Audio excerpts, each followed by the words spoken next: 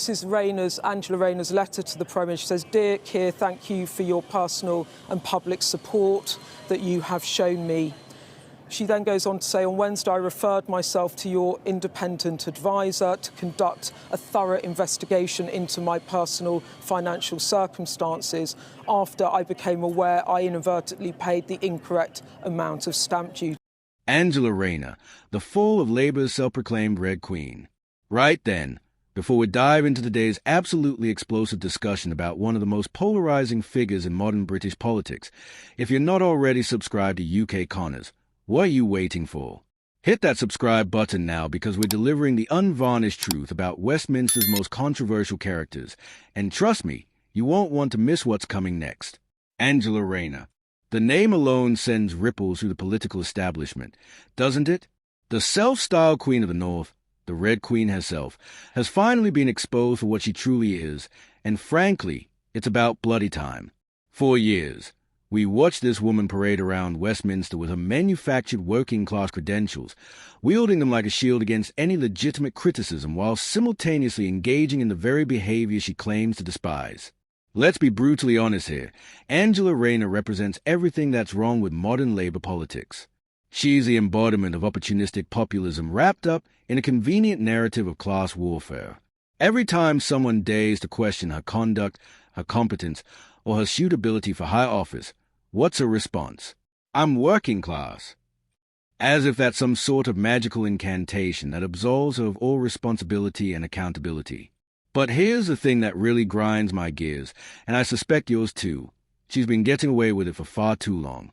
The Deputy Prime Minister of the United Kingdom, caught vaping and getting absolutely hammered in Ibiza, displaying behavior that would make a teenager blush, and yet she continues to lecture the rest of us about propriety and standards. The sheer audacity is breathtaking. Now, don't get me wrong, I'm not some stuffy traditionalist who thinks politicians should be monks. But there's a difference between being relatable and being complete embarrassment to the office you hold. Rayner consistently chose the latter, and the British public, quite rightly, have had enough.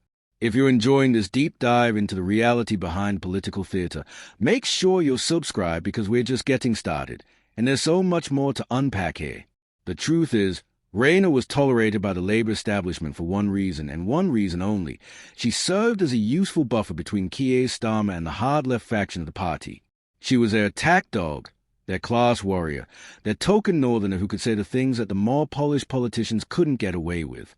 But even attack dogs have their limits, and when the electorate starts seeing through the act, well, that's when the establishment cuts you loose.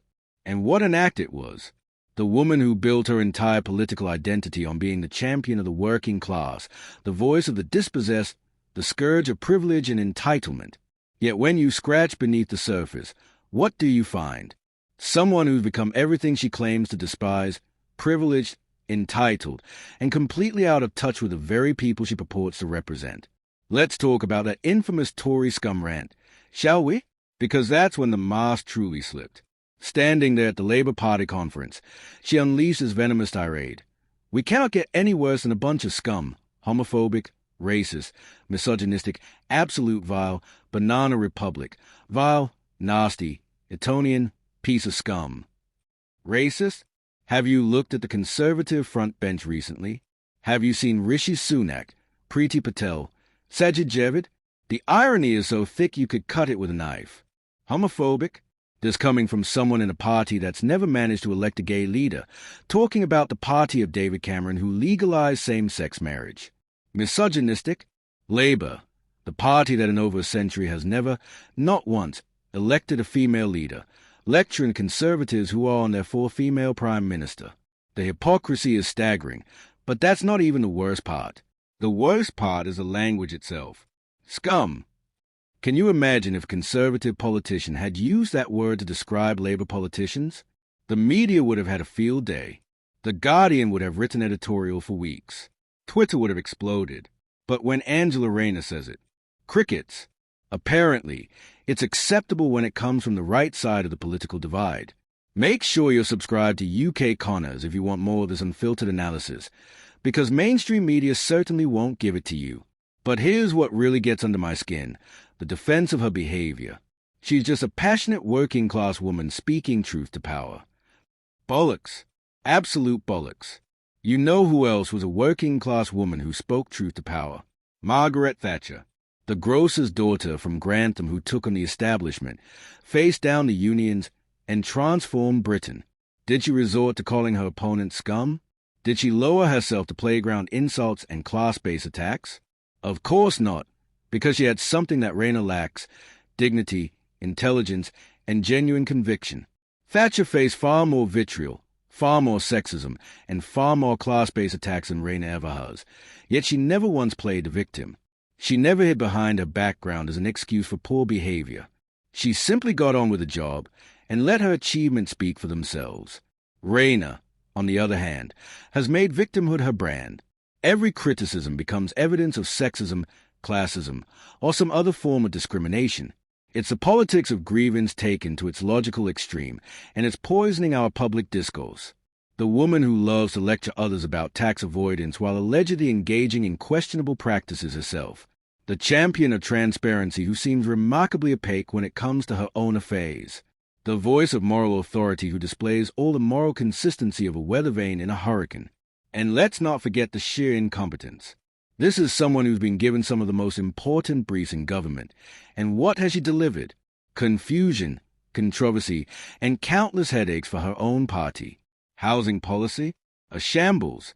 Leveling up? More like leveling down. Every portfolio she touches seems to turn to dust. If you're finding this analysis as enlightening as I hope you are, don't forget to subscribe to UK Connors. We're the only channel brave enough to tell you what the political establishment doesn't want you to hear. The British public aren't fools. They can see through manufactured authenticity. They can spot opportunism from a mile away. And they've finally seen through Angela Rayner's act. The polls don't lie. She's become a liability not just to Labour, but to the entire concept of responsible government. This is what happens when identity politics meets incompetence. When grievance culture collides with the hard realities of governing. When someone's entire political persona is built on division rather than unity, on resentment rather than aspiration, on tearing down rather than building up. The tragedy is that Britain desperately needs authentic working-class voices in politics. We need people who understand what it's like to struggle, to worry about paying the bills, to feel forgotten by the system. But those voices need to be credible, competent, and dignified.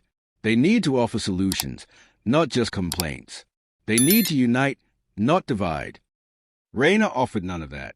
Instead, she offered theatre, cheap, nasty, divisive theatre that might play well at party conferences, but falls flat in the real world where people are dealing with real problems. The woman who called herself the Queen of the North has been dethroned by the very people she claimed to represent. The Red Queen's reign is over, and frankly, it can't come soon enough. Her departure, whether it comes through resignation, demotion, or electoral defeat, will mark the end of an era of performative politics over substance, of division over unity, of grievance over aspiration. Good riddance. But here's the thing, Rayner isn't a disease, she's just a symptom. The real disease is a culture that created her, that elevated her, that tolerated her behavior for so long. It's a culture that values performance over competence, that rewards division over unity, that prioritizes identity over ability. Until we address that underlying culture, until we demand better from our politicians regardless of their background, until we stop making excuses for incompetence based on demographic characteristics, we'll just get more Angela Rayners. The British people deserve better. They deserve politicians who respect the office they hold, who understand the responsibility they bear, who conduct themselves with dignity and competence. They deserve leaders who unite rather than divide, who build rather than tear down, who offer hope rather than resentment. Subscribe to UK Connors if you haven't already, because we'll be here to hold the next generation of politicians to account, whoever they are and wherever they come from. Angela Rayner's political obituary is being written as we speak. History will not be kind to someone who had every opportunity to make a positive difference, but chose instead to sow division and discord. She could have been a bridge between different worlds, different experiences, different perspectives. Instead, she chose to be a wedge, driving people apart for short-term political gain. The self-proclaimed Queen of the North will be remembered not as a champion of the working class, but as someone who exploited class divisions for personal advancement. Not as a voice for the voiceless, but but as someone who silenced reasonable debate with inflammatory rhetoric.